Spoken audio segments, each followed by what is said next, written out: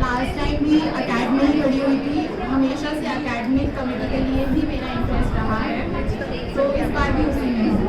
Last time I did not have my substantial things to prove कि मैं कैसे काम करने वाली हूँ या मैं कैसे कॉन्ट्रीब्यूट कर सकती हूँ उस कमेटी में, बट आई फील कि within this last 1.5 year I have been vocal about every academic issue जो भी रेज हुआ है, वेदर बैच ने पॉइंट आउट किया हो या पॉइंट आउट ना किया हो, I was the one individual who has always pointed out the issues as well. एक चीज़ होती है कि बैच आपको कोई इशू बता रहा है and you are pursuing that, I acknowledge that is very useful for the committee and required in the person.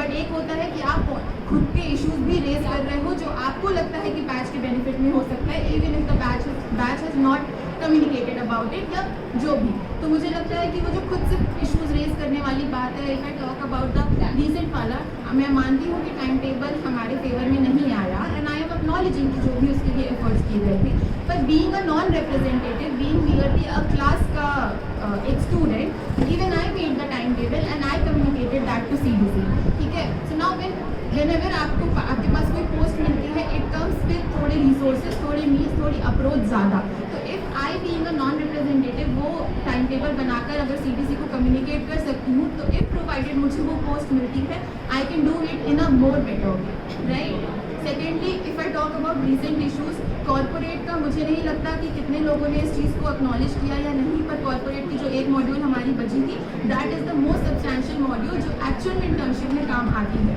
उसके ऊपर मुझे नहीं लगता एज सच कोई डेलिब्रेशन हुआ है। And even when I highlighted that issue, the issue was कि अभी IPC की क्लासेस भी हैं, पर उसके लिए एक रिकोर्स हो सकता था, एक कोर्स ऑफ एक्शन हो सकता था कि हम ऑप्शनल्स में उसकी बात करें, पर अगर ये वाला स्टैंड रहेगा कि if you need any assistance come to me, मुझे ऐसा लगता है कि it is the duty of the acad representative to address that issue, even if आपको वो फील नहीं हो रहा या आपके इंटरेस्ट है। मुझे खुद जुडिशरी करना है, आज से नहीं करना है, एक स्टैंडर्ड से करना है, बट दैट डजंट मीन कि अगर मेजॉरिटी को चाह रही है तो मैं अपना पर्सनल इंटरेस्ट देखूँ।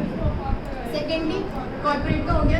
Third, I was the only individual to highlight that issue to Mayur sir कि मयूर सर अगर देवयानी मैम एब्सेंट होने वाली हैं तो who is the individual faculty who is going to be allotted with the subject. उसको पूछने का पर्पस सिर्फ ये था कि जिसको भी अलॉट हो रहा है क्या वो एक्चुअल में कोटे है उनका प्रोसीजरल लॉ या PC एक्ट या नहीं है, ठीक है। तो मुझे नहीं लगता किसी ने भी वो पहले से हाईलाइट किया। सो आई एम सेइंग कि if committee requires spontaneity, it also required foreseeability कि क्या आगे इशू आ सकता है।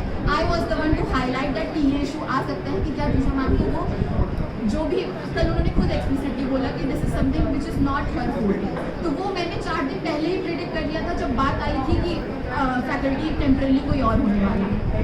Now if I talk about provision skip करने वाला चीज़, आई हैव बीन वोकल कि नहीं, प्रोविजन स्किप नहीं होने चाहिए, and I am not saying कि जो मैं बोल रही हूँ वही करना है। आई ऑलवेज सी कि जो मेजॉरिटी चाहिए, शी सेड कि हमें बात करनी चाहिए, it's only been 3 days, I was open to that also, ठीक है। तो मुझे ऐसा लगता है कि जो मुझे चाहिए उससे ज़्यादा जो मेजॉरिटी बोलती है, I have been kept my mind open and rather than only representing my own interest, I have also talked about the majority का interest being a non representative member, जिसमें मेरी ड्यूटी भी नहीं है, ऑब्लिगेशन भी नहीं है कि मैं मेजॉरिटी का स्टैंड लूँ।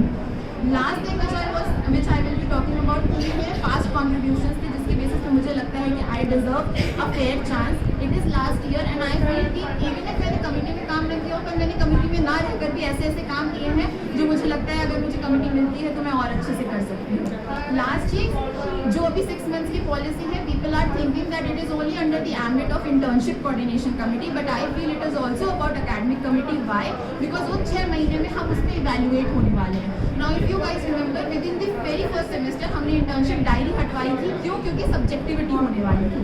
इन 6 महीने में किसके साथ हमें इंटर्नशिप मिल रही है? सुप्रीम कोर्ट के जज के साथ मिल रही है या हाई कोर्ट के जज के साथ मिल रही है? कितनी ज़्यादा सब्जेक्टिविटी रहने वाली है ये हमें भी पता है। तो रादर देन द क्वेश्चन भी कि मतलब मैं एक्नॉलेज कर रही हूँ कि वो क्वेश्चन रहना चाहिए कि हम किसके साथ इंटर्नशिप करने वाले हैं, पर उससे पहले अगर जब तक ये नहीं डिसाइड हो पा रहा है कि कहाँ कहाँ यूनिवर्सिटी हमारी अप्रोच करने वाली है स्टूडेंट्स के लिए, उसकी जगह ये हो सकता है कि जिसको भी करने वाली है, पर एटलीस्ट क्या क्राइटेरिया रहने वाला है जिसके बेसिस पे हम इवैल्यूएट करने वाले हैं। Now if I talk about तो मेरा जुडिशरी की तरफ इंटरेस्ट है या कॉर्पोरेट की तरफ इंटरेस्ट है, अगर ये होता कि कॉर्पोरेट मेरा बायस है तो मैं ये 6 महीने की पॉलिसी की बात ही नहीं कर रही होती कि मुझे जज के साथ चाहिए। I would have been pursuing my PPO, I would have been pursuing my corporate internships, right. तो मुझे लगता है कि जो भी पास्ट 1 साल में 1.5 साल में कंट्रीब्यूशन में दे सकती थी बीइंग अ नॉन रिप्रेजेंटेटिव मैंने दिया है। एंड अगर मुझे फेयर चांस मिलता है, मेरे पास और भी ज़्यादा रिसोर्सेज और भी ज़्यादा अप्रोच होंगे। मेरी हर प्रोफेसर से बात होती है, I know how to respectfully put forth a point towards the in front of the professor as well as the students. So I know कि मुझे कैसे वर्क करना है even if I was not there in the community. So I feel कि I deserve a fair chance. Good pitch. Good pitch. Good one.